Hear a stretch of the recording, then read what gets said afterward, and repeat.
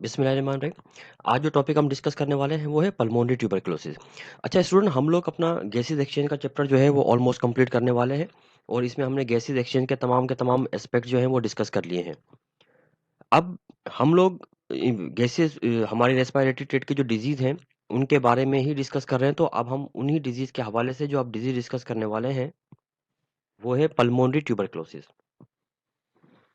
सबसे पहली बात स्टूडेंट ये है कि पल्मोनरी ट्यूबरकुलोसिस जो है ये एक बैक्टीरियल डिजीज है। ये एक बैक्टीरिया की वजह से होती है और इस बैक्टीरियल डिजीज में जो इसका कॉजेटिव एजेंट कहा जाता है एक ऐसे पैथोजन को जिसकी वजह से बीमारी हो रही हो। अब ये कॉजेटिव एजेंट कोई यानी वायरस भी हो सकता है, कोई बैक्टीरिया भी हो सकता है, कोई फंजाई भी हो सकता है। तो कॉजेटिव एजेंट का मतलब होता है बीमारी को कॉज करने वाला, यानी कोई भी बैक्टीरिया वायरस। अब इसका जो कॉजेटिव एजेंट है वो है mycobacterium tuberculosis. Mycobacterium tuberculosis, ये इस बैक्टीरिया का नाम है जो कि ये डिजीज कॉज करता है।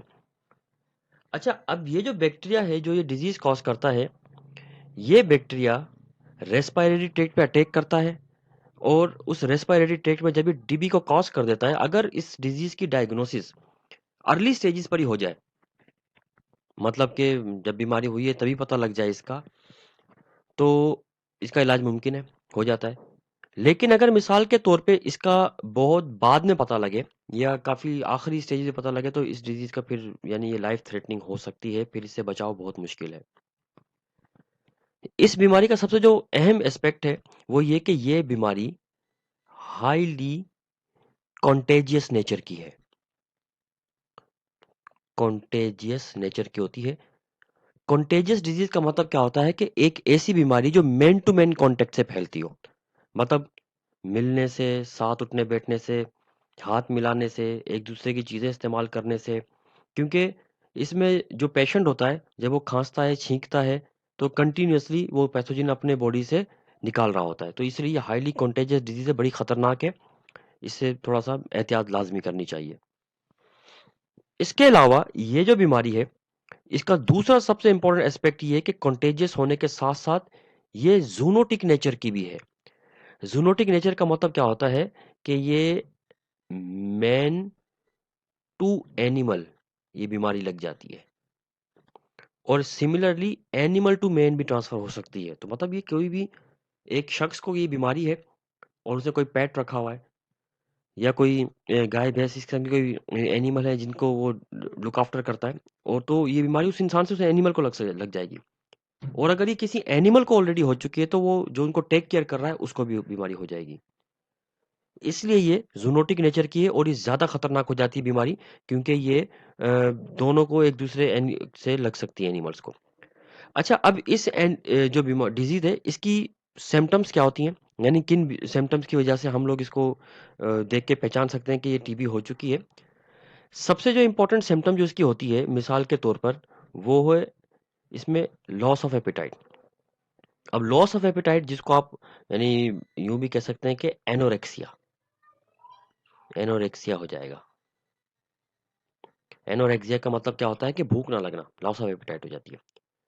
उसके अलावा जो पेशेंट है वो कॉन्स्टेंटली एक अनएक्सप्लेन टाइप की फटीग फील करता है, मतलब कि उसको फटीग रहती है और उस फटीग का कोई मतलब कोई ऐसी खास वजह भी नहीं होती, अनएक्सप्लेन टाइप की होती है। मतलब फटीग तो तब होती है जब कोई काम वगैरह ऐसा लेबोरियस आप काम कर रहे हैं, लेबरस टाइप का काम, तो आपको फटीग होती है, लेकिन ये बगैर उसके ही फटीग रहेगी उसको। इसके अलावा इसमें जो मजीद सिम्टम सामने आती हैं उनमें होता है चेस्ट पेन, सीने में दर्द होता है। इसके अलावा कफिंग होती है और ये कफिंग विद फ्लेम, मतलब पहले शुरू शुरू में कफिंग के साथ फ्लेम मतलब बलगम आता है और उसके साथ ये ब्लड आना शुरू कर देता है। ये सबसे अहम खास निशानी है इसकी। इसके अलावा ये कफिंग जो है ना काफ़ी प्रोलॉन्ग्ड होती है और ये काफ़ी प्रोडक्टिव टाइप की कफिंग होती है। एक होती है ड्राई, एक होती है मॉइस्ट। मॉइस्ट काफ़ी प्रोडक्टिव होती है, मतलब उससे कोई ना कोई म्यूकस या बलगम फ्लेम या उससे ना किसी भी किस्म का ब्लड वगैरह निकल रहा होता है। ये काफ़ी प्रोलॉन्ग किस्म की कफिंग होती है। इसके अलावा नाइट स्वेटिंग होना शुरू हो जाती है और नाइट स्वेटिंग यानी पर्टिकुलरली रात के वक्त ये स्वेटिंग इसमें हो रही होती है। अब इनमें ये जो सिम्पटम है, जो सबसे ज़्यादा इम्पोर्टेंट जो सिम्पटम है ना, वो ये प्रोलॉन्ग्ड कफिंग होती है। मतलब अगर आपको किसी को कोई कफ है, तो वो अगर आप उसकी रेमेडी करते हैं, ट्रीटमेंट वगैरह करते हैं, तो उसके बाद वो सेट हो जानी चाहिए, वो सेट हो जाती है। लेकिन अगर वो 2-3 महीने से ज़्यादा प्रोलॉन्ग हो चुकी है, तो ये खतरे की निशानी होती है। और फिर कंटिन्यूअसली उस कफ के साथ अगर फ्लेम यानी बलगम भी आ रहा है, और फिर बलगम में आहिस्ता-आहिस्ता ब्लड आना शुरू कर दे, तो ये तो इस चीज़ को कन्फर्म कर देता है कि ये प्रॉब्लम हो चुकी है, और फिर आहिस्ता-आहिस्ता चेस्ट पेन वगैरह और ये भी होता है। अच्छा, इसमें माइल्ड ग्रेड का फीवर भी होता है, मतलब बुखार भी हो रहा होता है पेशेंट को, माइल्ड ग्रेड का फीवर भी हो जाता है। और ये कफिंग और फीवर, स्टूडेंट ये याद रखें कि ये कभी भी बीमारी नहीं होती, ये किसी भी बीमारी या एबनॉर्मलिटी की सिम्टम होती हैं।